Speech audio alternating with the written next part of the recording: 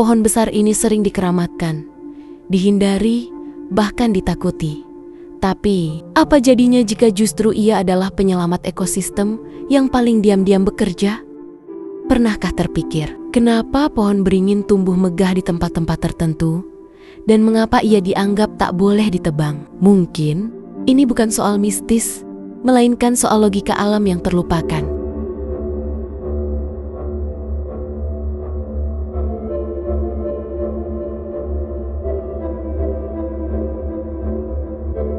Di antara hamparan tanah tropis yang panas dan tak berampun, berdirilah satu jenis pohon yang tampak seperti penjaga abadi, pohon beringin dengan akar-akar gantung yang menyerupai tirai alam.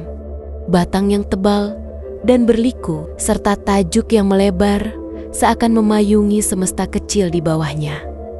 Beringin bukanlah pohon biasa. Ia tumbuh lambat, tapi hidup dalam rentang waktu yang panjang. Beberapa di antaranya bisa bertahan ratusan tahun, menyaksikan perubahan zaman tanpa pernah berpindah dari tempatnya. Habitat alaminya tersebar luas, dari hutan dataran rendah, lembah tropis, hingga sudut-sudut kota yang masih menyisakan ruang untuk bernaung. Tapi bukan hanya karena bentuknya yang megah, ia layak dihargai. Di balik kerindangan yang ia tawarkan, tersembunyi fungsi ekologis yang sangat penting. Tajuknya yang lebar menurunkan suhu di sekitarnya. Akar-akarnya menjaga struktur tanah, dan ruang di bawahnya menjadi rumah bagi berbagai mikroorganisme serta kehidupan kecil lainnya. Pohon ini, secara diam-diam, menjadi penyangga bagi kehidupan yang tak terlihat mata.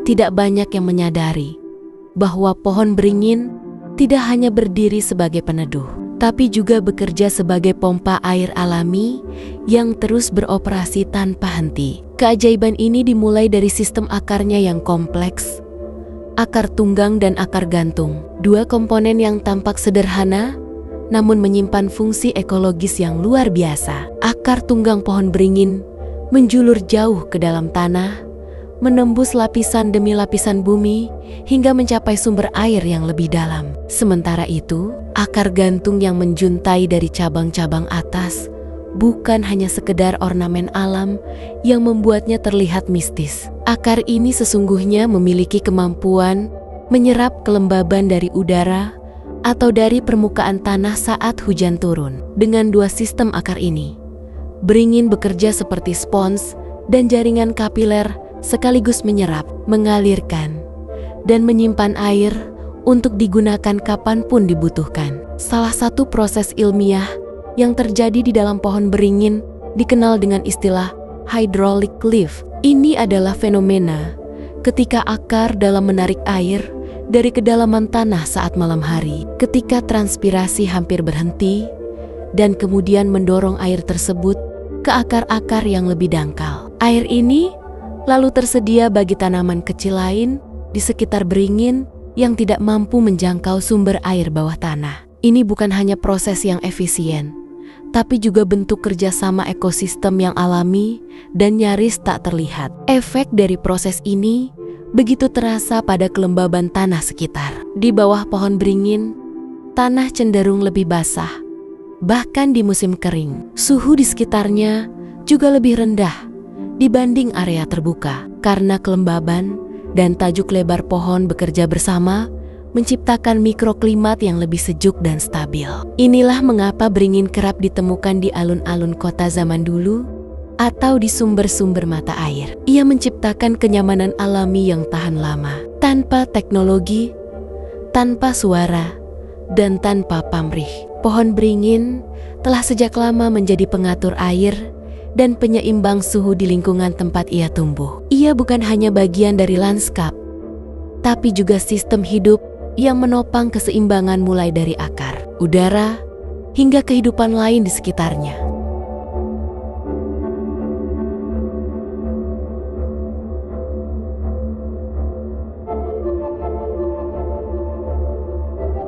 Di banyak sudut desa maupun kota tua di Nusantara, Pohon beringin bukan sekedar tumbuhan. Ia adalah simbol. Ia berdiri gagah di tengah alun-alun, di pinggir makam, di halaman pura, bahkan di pojok pertigaan jalan yang diakini angker. Tidak jarang, masyarakat menaruh sesajen di bawahnya atau melarang keras siapapun untuk menebangnya. Tapi dari mana sebenarnya datangnya anggapan bahwa pohon beringin adalah pohon keramat? Jejaknya dapat ditelusuri dari cara masyarakat kuno memandang alam. Dalam kepercayaan animistik yang telah lama tumbuh di kepulauan ini, setiap benda besar dan kuat diyakini memiliki isi atau jiwa. Pohon beringin dengan bentuknya yang megah dan akar-akarnya yang menjuntai seperti tirai dunia lain, dianggap sebagai tempat bersemayamnya roh leluhur atau makhluk halus penjaga alam. Ia tidak hanya dilihat sebagai pohon, tapi sebagai gerbang antara dunia kasat mata dan dunia gaib. Seiring berkembangnya agama dan sistem sosial, pohon beringin tetap dipertahankan dalam tradisi dan budaya. Di Jawa, ia kerap dikaitkan dengan kekuasaan keraton, menjadi lambang kebijaksanaan, perlindungan, dan kekuatan yang mendalam. Di Bali, keberadaan pohon beringin seringkali disandingkan dengan pura atau tempat suci, dibungkus kain poleng hitam putih sebagai simbol keseimbangan antara baik dan buruk. Di berbagai daerah lain, cerita rakyat tentang makhluk halus yang tinggal di beringin tetap hidup dalam dongeng dan larangan-larangan turun-temurun.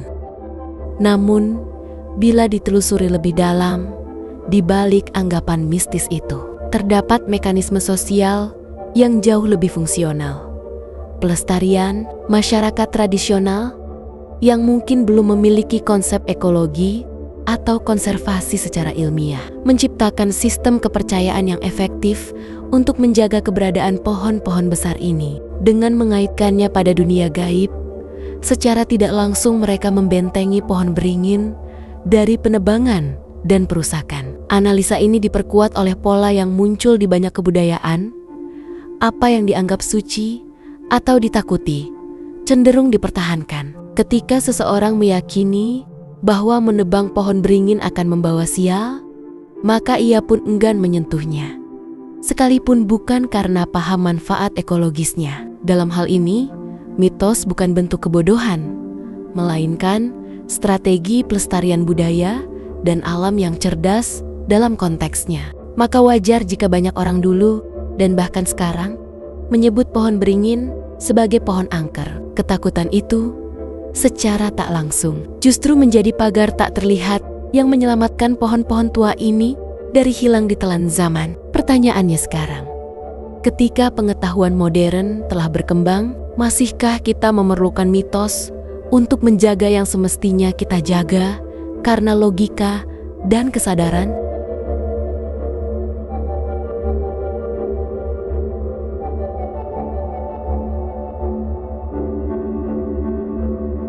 Di tengah krisis iklim yang kian nyata, ketika suhu bumi naik perlahan namun pasti, dan cuaca berubah semakin tak terduga, manusia mulai mencari solusi yang bukan hanya cepat tapi juga berkelanjutan. Sebagai pohon besar dengan tajuk yang sangat lebar dan pertumbuhan akar yang luas, beringin memiliki kapasitas luar biasa dalam menyerap karbon dioksida dari atmosfer.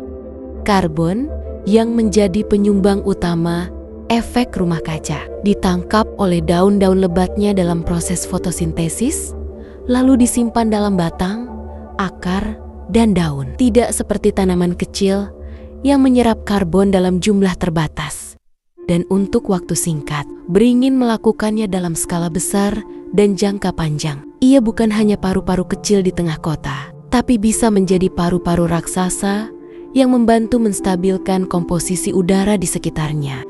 Selain menyerap karbon, beringin juga memiliki kemampuan unik dalam menyimpan air. Tajuknya yang lebar menghalangi paparan langsung sinar matahari ke tanah, mengurangi penguapan, dan menjaga kelembaban tanah lebih lama. Sistem akarnya yang menjangkau dalam sekaligus menyebar luas, menyerap air ketika musim hujan dan menahannya di dalam jaringan pohon. Perlahan-lahan melepaskannya ke tanah saat musim kemarau datang. Tak hanya di hutan, pohon beringin juga menyimpan potensi besar untuk rehabilitasi kawasan rusak dan penghijauan kota. Ketangguhannya terhadap kondisi tanah yang kurang subur, serta kemampuannya memperbaiki struktur tanah dengan akarnya yang kuat, menjadikannya pilihan ideal untuk ditanam di area kritis atau yang rentan longsor. Di kota, ia bisa ditanam di taman, jalur hijau, atau lahan tidur untuk menghadirkan kembali harmoni yang hilang antara alam dan peradaban. Mungkin kita tak perlu menunggu pohon beringin bicara dalam bisikan gaib untuk mulai menghargai keajaiban yang ia tawarkan. Di balik kesan angker, tersembunyi peran penting yang menyelamatkan air, udara, bahkan iklim yang kini tak menentu. Jadi pertanyaannya bukan lagi, mengapa pohon beringin dikeramatkan? Tapi sudahkah kita benar-benar memahami siapa yang sebenarnya sedang ia lindungi?